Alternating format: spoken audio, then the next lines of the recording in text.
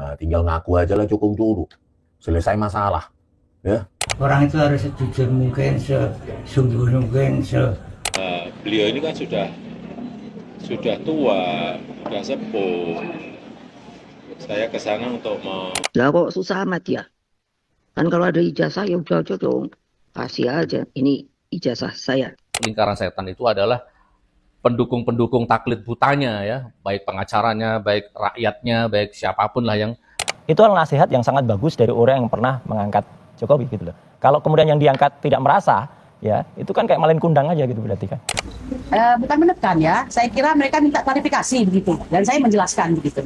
Ya walaupun Jokowi ini kan sebenarnya bukan advokat, tak punya firma hukum gitu. Ya mungkin dia yang bayar ya. Dia kan kalau duit banyak gitu, tinggal berapa kantor hukum yang mau disewa. Sampai kepada laporan dari Insinyur Joko Widodo. Saya bilang terlapornya siapa? Ini tentu berpengaruh kepada pendidikan kita. Kenapa bisa begini? Kenapa harus ada ijazah palsu? Karena saya pegang ya, keilmiahan. Anda boleh berbohong terhadap di Indonesia ini. Ya, orang-orang yang mendukung Anda, tetapi Anda tidak bisa berbohong tentang teknologi evolution yang catatannya terdokumentasi dengan baik.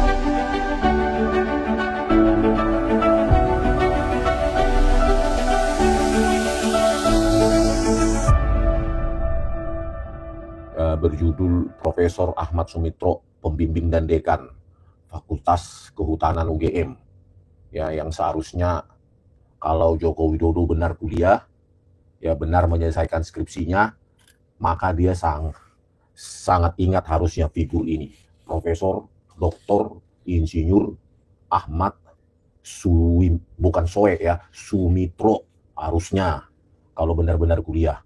Ya, seseorang nggak bakal pernah bisa melupakan peran dari pembimbing skripsinya. Tetapi lihatlah Joko Widodo, ya, bingung dia.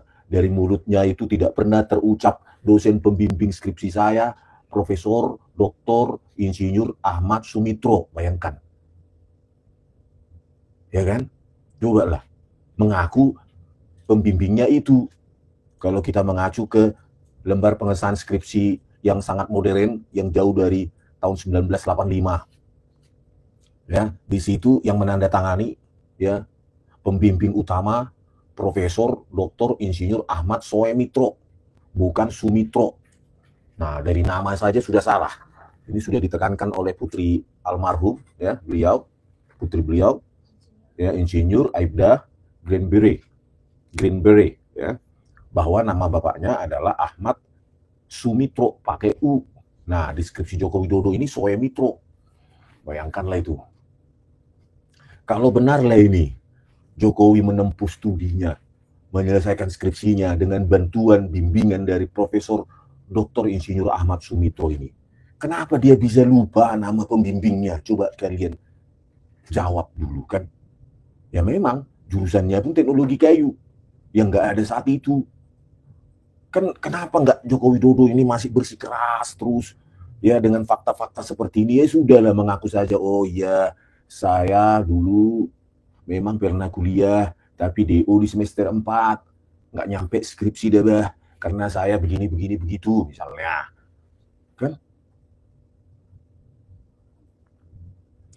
kan begitu aja harusnya, gitu loh. Nah udah mulai nih para ternak ini mau cari makan di live saya ini ya, sana kalian cari makan saling memuji kalian di kanal-kanal lain, nggak usah di sini. Di sini tempat orang kritisnya, di sini mempertanyakan fakta-fakta, ya kan? Nggak usah kalian di sini cari makan. Ya, ada tempat kalian cari makan Indomie di tempat lain. Nah, inilah pembimbingnya, inilah kan lembar pengesahan ini pun sangat modern. Tidak sesuai tahun 1985 Pak Joko Widodo. Bisa nggak Anda jawab? Tahun berapa ini Anda buat ini skripsi ini? Anda lulusnya 1985. Teknologi ini ada sejak 1992. Tahun berapa lah Anda buat ini lembar pengesahan skripsi ini? Ya kan? Jujur aja lah Pak Joko Widodo. Oh, saya buat itu 2004 dah, sebelum saya nyalonkan sebagai wali kota. Saya butuh gelar. Jadi saya saat itu kan DO. hanya semester 4. IPK saya di bawah 2. Jadi saya drop out semester 4. Diminta, memang peraturannya keras sekali saat itu di UGM. Nggak boleh di bawah 2 kalau setelah semester 4. Akhirnya saya buatlah ini skripsi jadi-jadian. Nah, tanda tangannya aja pun nggak ada, telah dipertahankan di depan Dewan Penguji. Pada tanggal kosong. Ditandatangani dekan pun Yogyakarta, 1985. Ini saya buat setelah tahun 2004 lah ini. Waktu saya mau nyalonkan sebagai wali kota Solo. Saya terhiring, saya punya gelar insinyur kehutanan UGM. Karena saat itu saya DU. Maaf ya rakyat, harusnya kan begitu. Ya, udahlah selesaikan. Daripada terus Anda disorot publik seperti ini. Ya, masa ada seorang mahasiswa pembimbing skripsinya pun nggak tahu? Cobalah dulu. Beliau ini kan sudah tua, sudah sepuh. Saya ke sana untuk mengkonfirmasi apakah mungkin saya bisa membantu dari sisi tim hukumnya. Tapi ternyata sudah dibantu dari Fakultas Kehutanan UGM. Ya, bicara mengenai pelajaran-pelajaran dulu.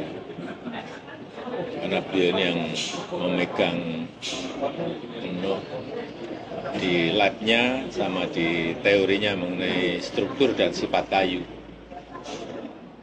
Ngecek kayu satu persatu, ini kayu apa, oh merbau, ini kayu apa, kayu jati, oh ini kayu apa, kayu mauni, baunya seperti apa. Beliau Pak Insinyur Katmojo itu jagonya.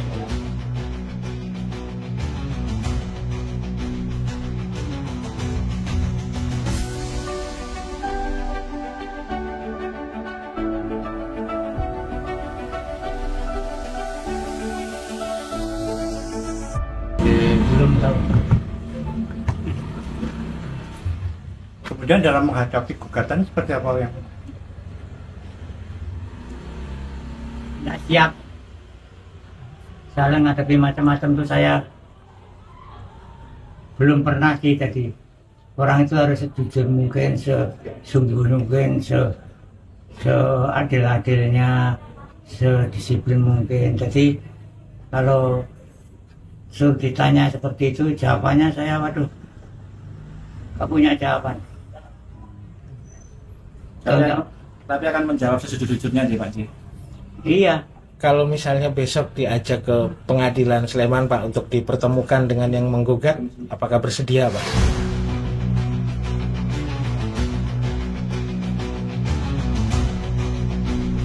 Ya silahkan mengaku, gitu loh. Mengaku bahwa skripsinya palsu 11.000 triliun %. Saya begini, saya sudah kontak sama Dekan Fakultas Kehutanan, Pak Sigit. Segala sesuatunya terkait Pakas, apakah itu urusan ijazah, atau urusan perdata, atau urusan sebagai wakil untuk memberi penjelasan, semua dari fakultas sudah bilang, semua nanti suruh ke sini Pak, nanti kita jawab semua. Makanya saya juga, walaupun sudah senior, dekannya masih muda, saya harus ikut. Itu yang saya katakan. Kalau orang sudah tua nanti harus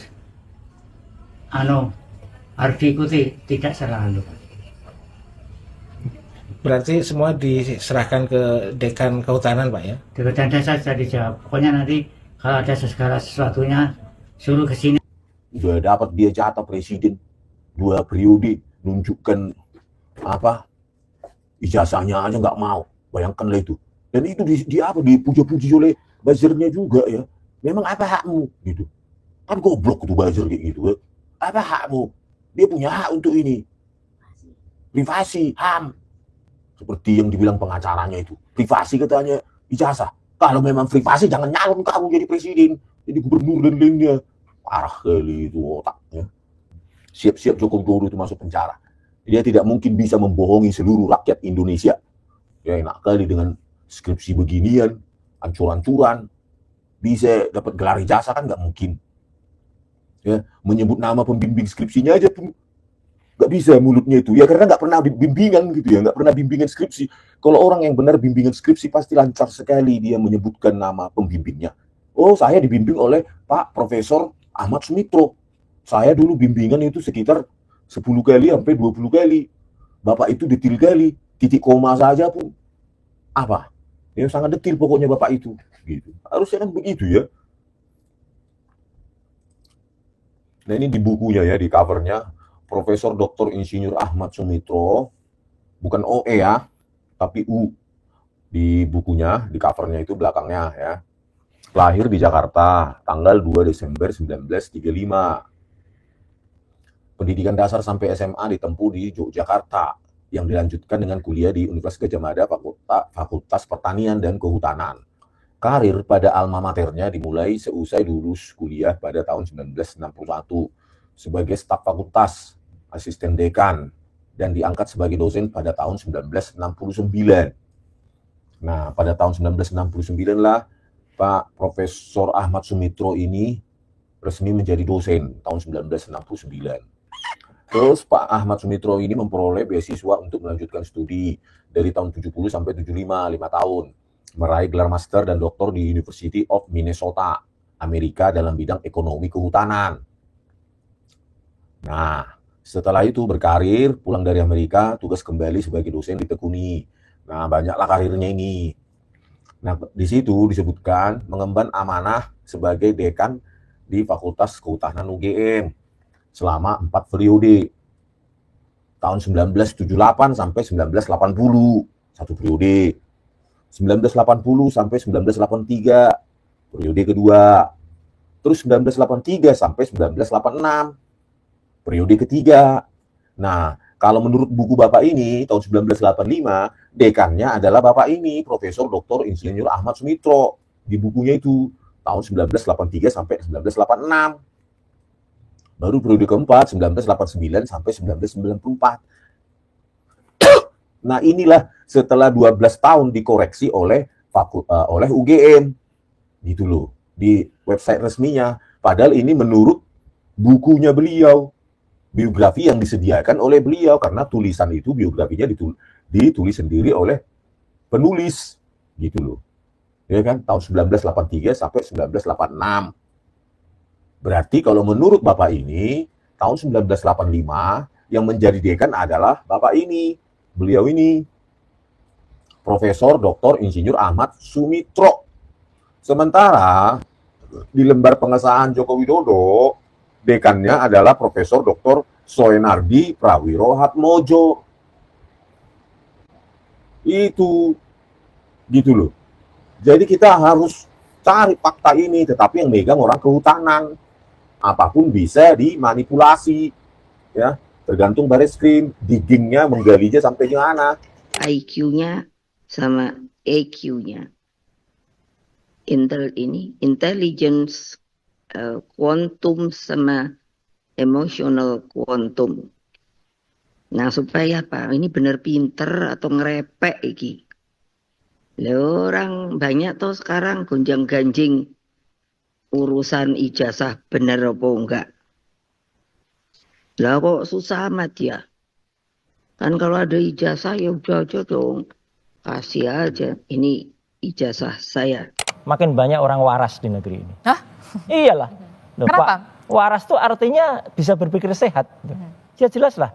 Ibu Mega itu adalah dulu yang mengangkat Jokowi, kemudian bahkan mendukung ketika masih didukung oleh PDI Perjuangan.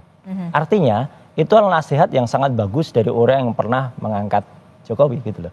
Kalau kemudian yang diangkat tidak merasa, ya itu kan kayak malin kundang aja gitu berarti kan. Gitu. Jelas betul nih statement dari Ibu Mega, dan saya kira statement dari mostly ya orang kan udah banyak sekali. Saya kira Mbak Adisti dan pemirsa Kompas TV kan bukan hanya dari Ibu Mega statement semacam ini. Udah tunjukkan aja gitu. Kayak bahkan Barack Obama pun ketika disinggung dia tidak kelahiran Amerika, dia dengan langsung menunjukkan birth certificate-nya gitu, artinya kelahiran sertifikat. Dan saya kira ini kalau pikiran, sekali lagi saya ulangi, pemikiran orang waras ya seperti ini. Gitu loh. Jadi tunjukkan ya saja, tunjukkan saja, selesai gitu, dan tidak membuat masyarakat kemudian malah di apa ya, artinya di kemudian dikriminalisasi ya. Saya bilang gitu, berlarut-larut begitu. Berlarut-larut karena ada pemeriksaan sampai dengan Bu Kurnia sampai jam 11 malam ya. kemudian nanti nggak tahu sampai jam berapa rata-rata untuk sebuah hal yang sifatnya klarifikasi.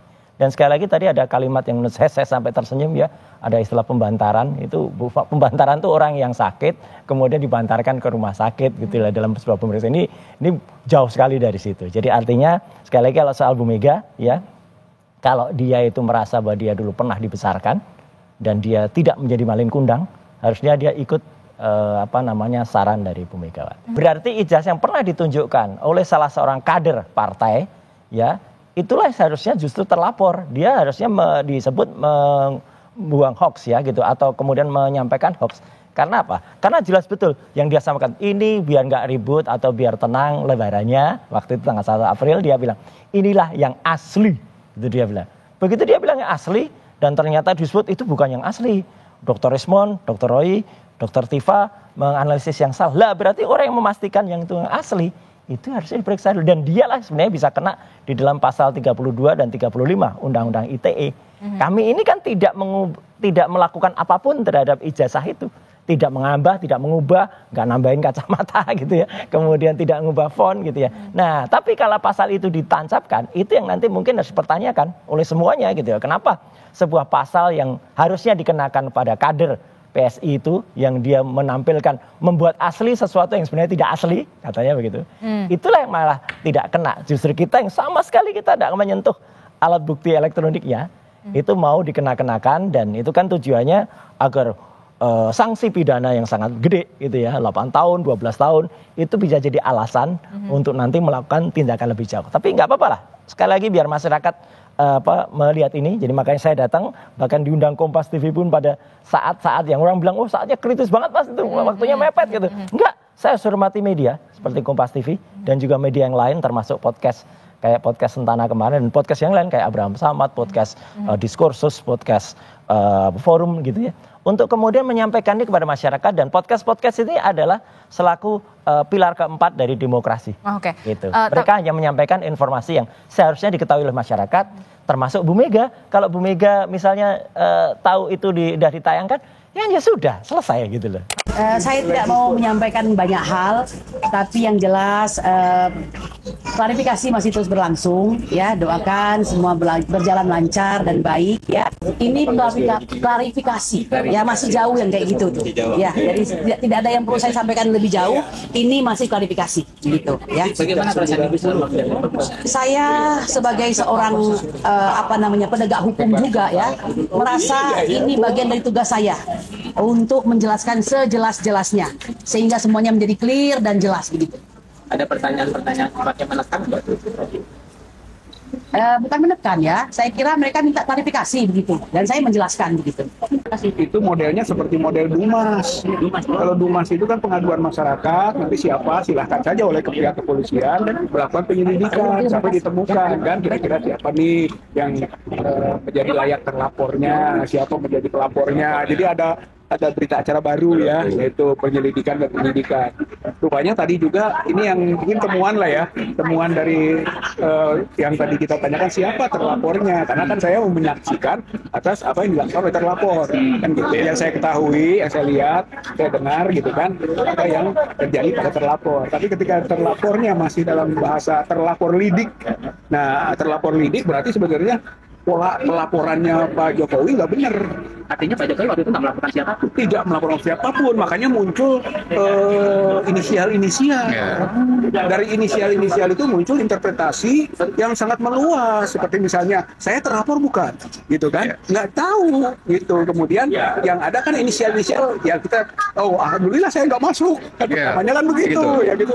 Jadi seperti apa yang diterangkan atau dijelaskan oleh rekan Bujar Fadila dan rekan dunia, Bapak Guna. Ini kan terjadi keanehan, boleh dikatakan diskriminatif gitu ya. Sebetulnya kalau awal tadi katakan rekan Rijal itu, kenapa nggak, kalau memang betul laporan itu datang dari seorang Jokowi, harusnya mereka dulu diselidik dong, ya kan? Saksi mereka. Ya, saksi mereka ini 2 hari langsung proses, langsung dilaporkan, langsung dipanggil, langsung diperiksa.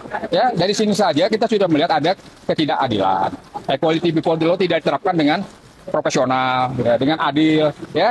Ini mau sampai kapan kita begini terus nih, negara yang katanya restat negara hukum, ya. Kalau hukum jadi dirasa selalu tidak adil diterapkan kepada pihak-pihak oposisi. Nah, yang kedua adalah rekan-rekan saya ini kan juga rekan advokat. Rijal Fadila juga advokat, Kurnia Royani advokat, Damai Harilubi juga advokat. Nah, artinya sebelum memeriksa pada mereka harus konfirmasi dulu kepada induk-induk organisasinya masing-masing, ya. Dan kita dilindungi Undang-Undang Advokat, ya, Undang-Undang tentang Advokat nomor 18 tahun 2003. Itu harus jelas dong. Main panggil-panggil aja itu nggak bisa seperti itu, ya. Jadi penuh catatan menurut kami. Politik, nah ini perlu kita pahami bahwa sebaiknya idealnya dalam laporan itu terduga pelakunya harus sudah ada. Jadi si pelapor tidak berimajiner, ya. Kalau ini laporan imajiner menurut saya. Nah, karena apa? Terlapor masih didik. Kalau laporan LP diterima, siapa pelaku itu dugaannya ada. Kalau alamatnya baru kita cari. Tapi dugaannya siapa pelaku sudah ada. Kalau terlapornya lidik, berarti laporan imajiner. Bagus jadi Mas. Itu yang paling singkat, padat yang saya sampaikan. Ya. Ya itu wewenang mereka dan kita juga kooperatif. Kita menghargai undangan klarifikasi. Ini bukti bahwa kita tidak melakukan perlawanan secara hukum. Dan semua yang terlapor lidik ini menurut saya adalah pihak-pihak yang sedang mencari kebenaran apakah ijazah itu asli atau tidak. Jadi tidak pantas juga akhirnya nanti menjadi terlapor.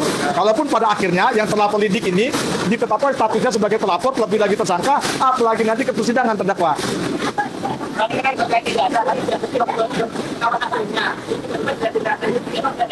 Sampai sekarang kalau bicara belum ketahuan aslinya, pertanyaannya apa memang ada? Karena apa? Katanya Pak Jokowi lapor ke Polda Metro Jaya membawa ijazah. Kalau ada adik iparnya yang konon kabarnya ijazah itu disimpan dengan beliau, so dibawa ke Mabes Polri untuk kemudian dilap forensik. Yang mana yang benar? Ijazahnya ada nggak sesungguhnya ijazah? Nah itulah yang saat ini sedang dipertanyakan, sedang digali, bukan untuk merendahkan, bukan untuk menghina sehina-hinanya. Ya. Jadi kan itu berkaitan dengan adanya gugatan perbuatan melawan hukum yang diajukan seorang lawyer ya dari Makassar bernama Komarudin yang menggugat sejumlah pihak dalam kasus ijazah palsu ini. Ada rektor UGM, ada dekan Fakultas Kehutanan UGM, ada Jokowi juga, termasuk Kasmujo. Kasmujo ini kan kita tahu dibangga-banggakan Jokowi sebagai dosen pembimbing skripsinya. Betul. Belakangan kan disoal oleh Rismon Hasyolan Sianipar dan Roy Suryo karena ternyata nama Kasmujo tidak muncul dalam lembar pengesahan skripsi gitu. Dan memang ada wawancara dari media nanya ke Kasmujo, kira-kira gimana Pak, siap nggak? Dia siap bilang, ditanya? Ya nggak siap, ya siapapun pasti nggak siap kan, kebayang nanti akan banyak yang mencecar dengan sejumlah pertanyaan di proses persidangan baik oleh hakim maupun pihak-pihak yang ada. Termasuk di perkara yang hari ini sedang bergulir di Polda Metro Jaya. Ini kan saya kabarkan kepada pemirsa saya, ini sedang di Polda Metro Jaya menunggu rekan-rekan yang lain karena hari ini rencananya akan ada pengambilan keterangan dalam proses undangan klarifikasi terhadap dua orang, yakni Roy Suryo dan Dr. Tifa begitu. Ya karena menghindari ganjil genap kami berangkat duluan sehingga ya masih pagi sudah ada di Polda Metro Jaya. Dan kabarnya juga Jokowi mendatangi Kasmujo untuk menawarkan bantuan hukum ya berupa tim lawyer ya. Ya walaupun Jokowi ini kan sebenarnya bukan advokat, nggak punya firma hukum gitu. Ya mungkin dia yang bayar ya. Dia kan kalau duit banyak gitu, tinggal berapa kantor hukum yang mau disewa. Tapi Kasmujo sendiri informasinya memang sudah ada backup dari UGM. Berapa per hari ini atau kemarin ya, itu ternyata Megawati itu mengeluarkan statement yang simple banget sih sebenarnya. Ya kan? Kalau ada yang ya tinggal tunjukkan ijazahnya, kan simple itu. Nah menurut Bung Kakak ini proses berbelit-belit ini kenapa tidak dilakukan seperti kata Megawati itu? Iya, baru saja pagi ini mungkin kawan-kawan yang satu grup dengan saya sudah menerima tulisan saya. Saya membuat tulisan atau artikel ya dengan judul kalau Jokowi mau menolong Kasmujo, UGM, dan seluruh rakyat Indonesia, ya sederhana, ikuti arahan Megawati. Dengan cara apa? Ya nunjukkan ijazahnya. Jadi kalau mau menolong Kasmujo, menolong UGM, menolong seluruh rakyat, itu bukan dengan memberikan bantuan hukum terhadap Kasmujo, bukan membackup ya secara hukum Kasmujo gitu. Tinggal dia tunjukkan ijazah aslinya, itu akan menolong UGM. Semudah itu ya? Ya, karena UGM jadi tidak mendapatkan tuduhan seolah-olah melindungi ijazah Jokowi yang palsu begitu. Kenapa masyarakat sampai hari ini meyakini ijazah itu palsu? Karena memang tidak pernah ditunjukkan. Belakangan malah ditunjukkan ke penyidik Barreskrim Mabes Polri, tapi konteksnya bukan untuk meyakinkan publik bahwa ijazah itu asli, tapi dalam konteks untuk dites laboratorium forensik yang kita juga meragukan hasilnya, dan terakhir kita sudah ambil sikap bahwa tes yang tidak melibatkan pihak-pihak lain itu ya tidak kredibel, tidak akuntabel, sehingga ketimbang kita menolak nanti setelah diumumkan, ya kita menyatakan menolak proses dan hasil dari proses itu hari ini gitu. Jadi sebenarnya ada cara yang simpel tapi malah berbelit-belit itu, dan itu yang kemudian meyakinkan publik ya jangan-jangan memang nggak ada ijazah aslinya. Ada satu keterangan menarik di video di sosmed itu ya, seorang yang mengaku dulu pendukung Jokowi, awalnya meyakini ijazah Jokowi asli, tapi belakangan logika atau nalar dia itu terhanya ketika kembali memikirkan satu video tayangan sudah 2 atau 3 tahun yang lalu, di mana ketika teman-teman Jokowi di Fakultas Kehutanan UGM ya pamer lah, bisa dikatakan gitu ya, pamer dengan menunjukkan ijazah asli.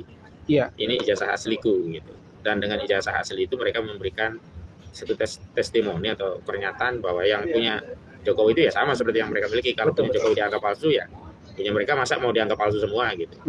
Tapi pendukung Jokowi itu justru berpikir lah, kalau teman-teman Jokowi ini bisa menunjukkan ijazah asli, kenapa Jokowi tidak gitu? Oh iya kan betul, simple, itu dia. tinggal tunjukin Semudah aja. itu. Ya selesai. Dan memang di belakang kan ada proyektor ya, layar besar ya, menyorot ijazah Jokowi gitu. Jadi memang kalau kemarin ada bantahan bahwa hari ini yang beredar itu belum tentu punya Jokowi begitu, tapi ada 2 dokumentasi yang tidak bisa dibantah yang itu berasal dari mereka. Ya, yang pertama di acara ini saat kawan-kawan Jokowi menunjukkan ijazah aslinya, itu di belakang layar proyektor itu ada gambar ijazah Jokowi yang besar. Yang kedua, Sigit Sunarta ya saat mengklarifikasi bahwa Jokowi itu benar pernah pernah ngampus di Fakultas Kehutanan UGM, itu juga sempat menunjukkan kopinya. Dan terakhir memang kader PSI ya, Sandi, yang mengupload, tapi belakangan dia menyatakan itu bukan asli gitu. Jadi makin ramai gitu, makin gaduh gitu. Kader PSI. Iya. Saya tidak mau lagi masuk ke lingkaran setan ijazah palsu gitu ya. Dan itu dipotong, di framing seolah-olah saya ini takut bersentuhan dengan ijazah palsu, atau saya ini seolah-olah tidak seperjuangan lagi dengan Dr. Rismon gitu ya, atau Dr. Tifa, Bang Roy Suryo, kurang lebih begitu kan framingnya. Subhanallah. Baik teman-teman. Oke, mudah-mudahan konten ini manfaat ya. Mudah-mudahan memberikan edukasi. Jadi saya tidak mau lagi terjebak lingkaran setan ijazah palsu ya, atau sertifikat palsu. Jadi lingkaran setan itu bukan termasuk teman-teman Dr. Rismon ya, Dr. Rismon, Dr. Tifa, kemudian Bang Roy Suryo dan Bang Rizal Fadila, Ibu Kurniawan, dan teman-teman yang lain ya. Mereka itu berkompeten di bidangnya. Mereka itu, beliau-beliau itu punya disiplin ilmu yang bisa dipertanggungjawabkan ya. Doktornya, ijazahnya.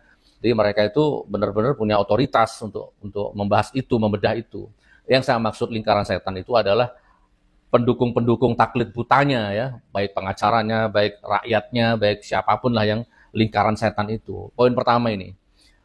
Poin pertama ya, saya dijebloskan ke penjara itu mulai dari tingkat penyidik ya. Jadi tingkat penyidik, polisinya yang nangkap saya, kemudian dilimpahkan ke kejaksaan, JPU-nya, jaksa penuntut umumnya, lalu disidang, masuk ke persidangan, dan JPU mendatangkan 35 saksi kurang lebihnya, teman sekolah, guru sekolah, kepala sekolah, guru, macam-macam loh, didatangkan semua.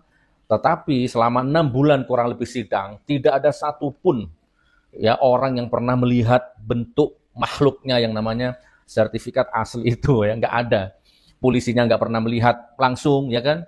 Teman-teman sekolah 35 saksi yang didatangkan ke pengadilan tidak pernah melihat langsung, bahkan JPU-nya tidak pernah melihat langsung, bahkan yang mulia hakim wakil Tuhan juga tidak pernah melihat langsung, tidak ada.